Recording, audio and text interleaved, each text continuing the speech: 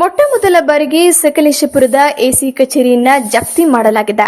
ಚನ್ನಕೇಶವ ದೇವಾಲಯದ ಹಿಂಭಾಗದಲ್ಲಿರುವ 12,000 ಅಡಿ ಮನೆಯನ್ನ ಸರ್ಕಾರದ ಸ್ವಾಧೀನಕ್ಕೆ ಪಡೆದ ಹೆಚ್ಚುವರಿ ಪರಿಹಾರಕ್ಕಾಗಿ ಬೇಲೂರು ಸಿವಿಲ್ ನ್ಯಾಯಾಲಯದಿಂದ ರೂಪಾಯಿ 4,74,15,767 ಪರಿಹಾರ ಹಣವನ್ನು ಘೋಷಿಸಿತ್ತು ಎಂದು ವಾದಿಪರ ವಕೀಲರಾದ ಕೆಎಲ್ ನಟರಾಜ್ ತಿಳಿಸಿದರು.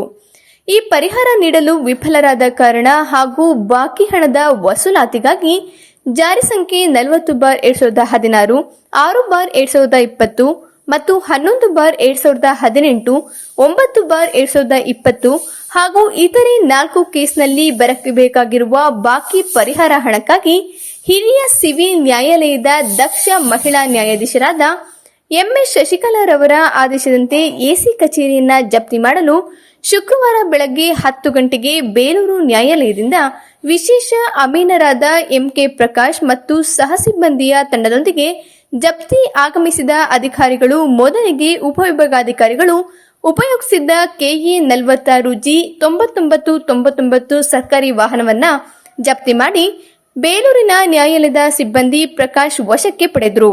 ನಂತರ ಎಸಿ ಕಚೇರಿಯಲ್ಲಿ ಇದ್ದ ಎಲ್ಲ ಪೀಠೋಪಕರಣಗಳನ್ನ ಹಾಗೂ ಚರಮಾಲುಗಳನ್ನ ಮತ್ತು ಎಲ್ಲ ಗಣಕೀಕರಣ ಯಂತ್ರಗಳನ್ನ ಜಪ್ತಿ ಮಾಡಿ 2 ಲಾರಿಗಳಲ್ಲಿ ಸಕಲೇಶಪುರದಿಂದ ಬೇಲೂರು ನ್ಯಾಯಾಲಯಕ್ಕೆ ತೆಗೆದುಕೊಂಡು ಹೋಗಿದ್ದಾರೆ. ಈ ಸಂದರ್ಭದಲ್ಲಿ ಪರಿಹಾರಕ್ಕಾಗಿ ನ್ಯಾಯಾಲಯಕ್ಕೆ 8 ವರ್ಷಗಳಿಂದ ಕಕ್ಷಿದಾರರುಗಳು ಅಲೆದಾಡಿ ಬೇಸತ್ತು ಹೋಗಿದ್ರು. ಜೊತೆ ಹಿನ್ನೆಲೆ ಪಕ್ಷಿದಾರರ ಮುಖದಲ್ಲಿ ಮಂದಹಾಸ ಮೂಡಿದೆ ಎಂದು ವಕೀಲರು ತಿಳಿಸಿದರು. ಈ ಸಂದರ್ಭದಲ್ಲಿ ಎಲ್ಲ ಕಕ್ಷಿದಾರರು ಹಾಗೂ ನ್ಯಾಯಾಲಯದ ಸಿಬ್ಬಂದಿಗಳು ವಕೀಲರು ಹಾಜರಿದ್ದರು. ಸೋಮವಾರ ಬಂದು ನೋಡಿಸ್ಕೊಟ್ಟು ನಾವು ಬರೋರಿಗೆ ಏನ್ ಮಾಡ್ತೀವಿ, ಇವಾಗ ಏನ್ ಮಾಡೋದಕ್ಕೆ ಮಾಡ್ಬೋದಿತ್ತು ಸರ್, ನಿಮ್ಗೆ ಅವಕಾಶ ಇತ್ತು.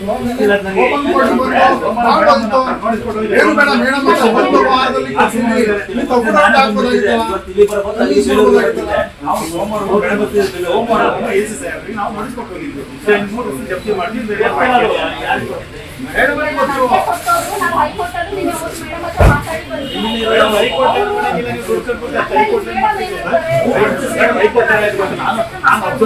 ಅಡ್ವೊಕೇಟ್ ಬಿಟ್ಟಿದ್ದೀನಿ, ಅಲ್ಲಿ 215 ಡಿಲೇ ಇದೆ, ಅದು ಕಂಪ್ಲೇಂಟ್ ಮಾಡಿ ಏನ್ ಮಾಡ್ತಿದ್ದೀನಿ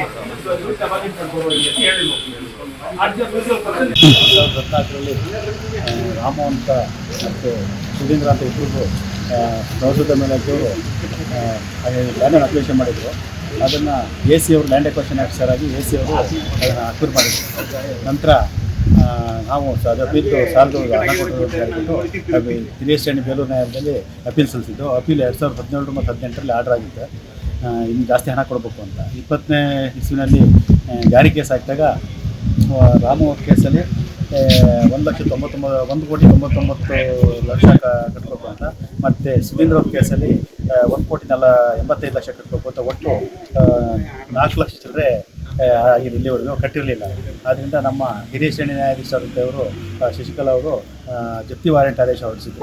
ಅದನ್ನು 12/7/2024 ಇದರಲ್ಲಿ ಎ ಸಿ ಆಫೀಸಲ್ಲಿ ಜಪ್ತಿ ಮಾಡ್ಕೊಂಡ್ಬಂದ್ವಿ. ಎ ಸಿಯ ವಾಹನ ಮತ್ತು ಕಂಪ್ಯೂಟ್ರು, ಚೇರ್ಗಳೆಲ್ಲ ಜಪ್ತಿ ಮಾಡ್ಕೊಂಡ್ಬಂದ್ವಿ.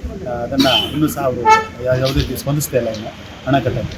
ಅದರಿಂದ ಪೂರ್ತಿ ಎಲ್ಲ ಇದು ಜಪ್ತಿ ಆಫೀಸ್ನಲ್ಲಿ ಜಪ್ತಿ ಮಾಡ್ಕೊಂಡ್ಬಂದಿದ್ವಿ. ಒಂದು ಕೇಸಲ್ಲಿ 1,99,00,000, ಇನ್ನೊಂದು ಕೇಸಲ್ಲಿ 1,85,00,000 ಕಟ್ಬೋದು.